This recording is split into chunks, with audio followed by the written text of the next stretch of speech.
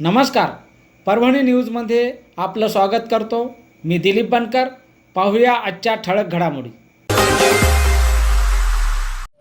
दिनांक 23 जुलैला वंचित बहुजन आघाड़ी के सर्वा बाळासाहेब अम्बेडकर साहब ने महाराष्ट्र बंद का आह्वान किया है। मैं तमाम ही परभणी के शिक्षण संस्थाओं, व्यापारी वर्ग, मजदूर, कष्टकरी वर्ग से अनुरोध करता हूं कि अपने विद्यार्थियों के मुस्तकबिल के लिए कल के इस बंद में शामिल हो और परभणी ज़िला पूरी तरीके से बंद मनाए। और ये हमारे लिए शर्म की बात है कि हमारे देश के विद्यार्थियों को अपना हक हासिल करने के लिए आंदोलन करना पड़ रहा है। और ये आंदोलन पर हमारी जो बीजेपी आरएसएस की जो सरकार है वो लाठीचार्ज कर रही है। इससे ज़्यादा शर्म की बात कोई हो नहीं सकती कि विद्यार्थियों को अपने हक़ के लिए और ये पेपर लीक सरकार उन पर जुल्म और ज़्यादती कर रही है।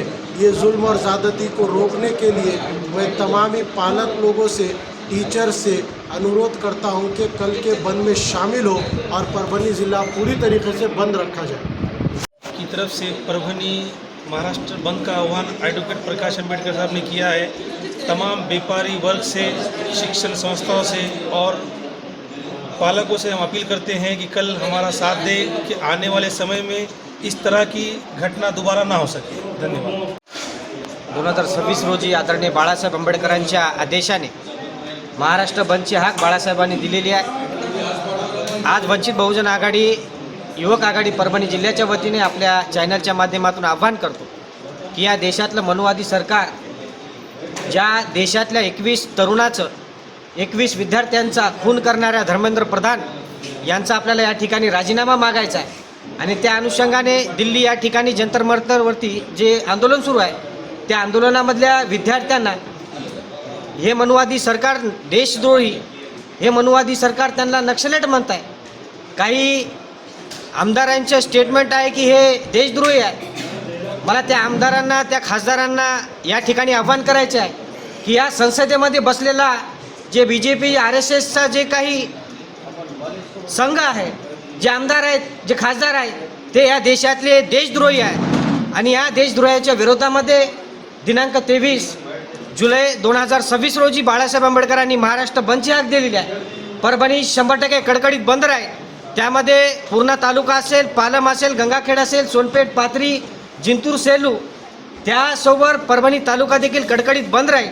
मला या जिल्ह्यातल्या नागरिकांना विनंती करायची आहे की ज्या नागरिकांच्या घरी, ज्या व्यापाऱ्यांच्या घरी, ज्या ऑटो संघटनेच्या घरी विद्यार्थी नसतील तर त्या ऑटो संघटनेने या ठिकाणी बंदला पाठिंबा देऊ नये।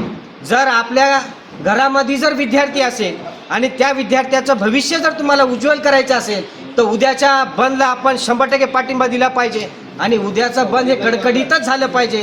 काही पोलीस प्रशासनाचे फोन सुरू झालेले आहेत। पोलीस प्रशासनाने मनावर घेतलेला आहे बाळासाहेबांची हाक म्हणजे हे महाराष्ट्र कडकडीत बंद राहणार आहे। त्यामध्ये सर्व तालुके बंद राहणार आहे। पोलीस प्रशासनाला विनंती आहे की तुम्हाला देखील लेकरं आहेत, तुमच्या देखील घरामध्ये विद्यार्थी आहे, म्हणून तुम्ही या आंदोलनाकडे चांगल्या नजरेनं पाहून हे आंदोलन बंद करण्यासाठी आम्हाला सहकार्य करावं, एवढीच विनंती आपल्या चॅनलच्या माध्यमातून या ठिकाणी करतो।